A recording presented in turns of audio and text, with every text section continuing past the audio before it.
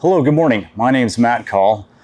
I'm one of the operations chiefs with Great Basin Team 3. We're here on the Tartar fire to give you an update. It's July 31st, and we're going to tell you what's going on today, what we have planned, and how it's going for us. So we're on the edge of the Payette Forest and part of the BLM district, which is part of Boise's protection area. For orientation, well, I've got my iPad and I'm going to show you where we're at on the map. So Weiser's down here at the bottom. So you kind of have an orientation, and the fire's all this jumble of stuff. We're going to zoom in on that, and I'm going to show you what the fire looks like. I'm using this map because it's a little bit easier to show you the detail of what's going on, and it's a good illustrator of how complex the fire edge is on where we actually are working. So the fire hasn't gained any acreage. It's still just a little bit over 12,000 acres. We've gained a little bit in containment. I think we're 50 to 60%. I haven't looked this morning. What that containment means again is this black edge of perimeter where we're really confident that the fire is not going to get outside of that perimeter. So our goal is to contain that fire entirely. Even though the fire is not growing, it still has the potential to, because this edge is not entirely contained. So with this wind event coming tomorrow night, Saturday night, we're really concerned that those 30 and 40 mile an hour winds will do what caused this fire to grow initially really large, is pick up a bunch of embers and throw them out there, which is what caused these spots here. So these spots are about, if you can see for scale, that's a mile right there.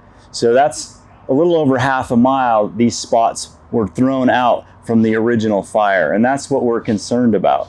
So the more secure we can make this edge of the fire, the less we have to worry about a hot edge. There might still be some interior burning. We probably will get some spots, but we're trying to get a good secure kind of wall there so that we have the least amount of spots possible. We did pick up a few spots yesterday, which we went and got. We've got a few last night.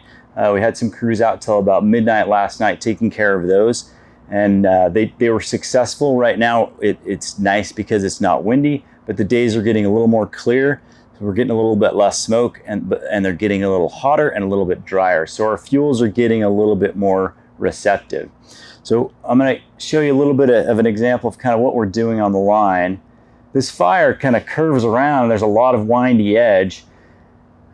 And for scale, again, that's a half a mile in length, but it goes up and down and all over, and we have to have crews go in and cut all this line. So one of the things we do, we've talked about putting fire on the ground and burning out. It might sound scary, but it's really pretty handy for us if we do it tactically. So one of the things we did is, this could be a whole, maybe a half mile, 3/4 mile of line that we would have to put in. We're just gonna, yesterday what we did is we just cut a hand line across there with a hand crew, so they dig a trail in the forest, and then they just lit fire here and let it back into these fuels, and it just eliminated that from the equation. So by doing that, we don't have to put line all around there and be concerned about that as a risk. And we're doing that all along these edges, wherever we can, just kind of cutting these corners off. Sometimes we're going to go right directly against the fire edge, like we are here, and sometimes we're going to kind of skip it like this pocket right here, where we will burn out. And this is just a really complicated fire edge, and so it's taking a long time.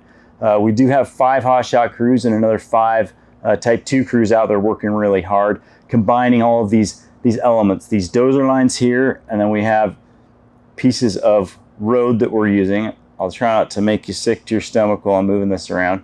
This is hand line, and then this is a piece of road, more hand line, and then more dozer line. And so it's just sort of a dot-to-dot piece that we kind of put together in this complicated piece of terrain.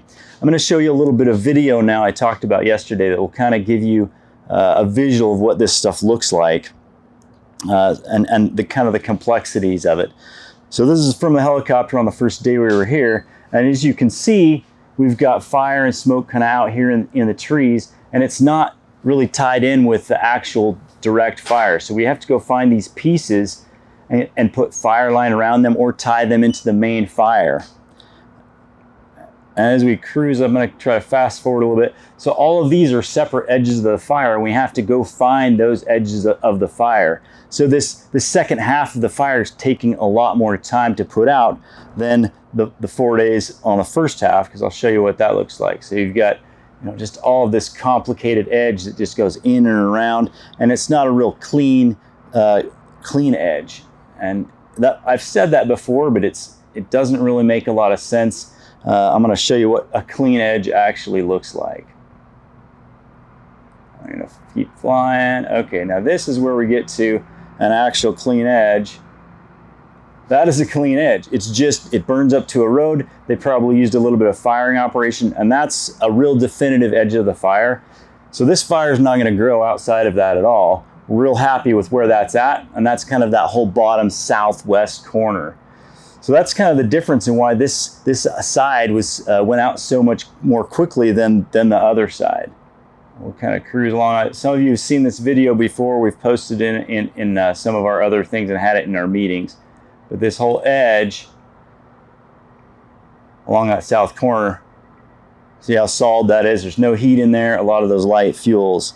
And then when we fly back up around the corner, if I can do this the right way, there's a little bit of retardant. That's kind of what it looks like. You can see where the retardant stopped the fire in conjunction with the road. And then they move back up there, back up into the heavier fuels. So as just a reorientation, I'm going to try to zoom the screen. All of that was right here where it's all been out for quite a while, and now we're working all of this complicated area.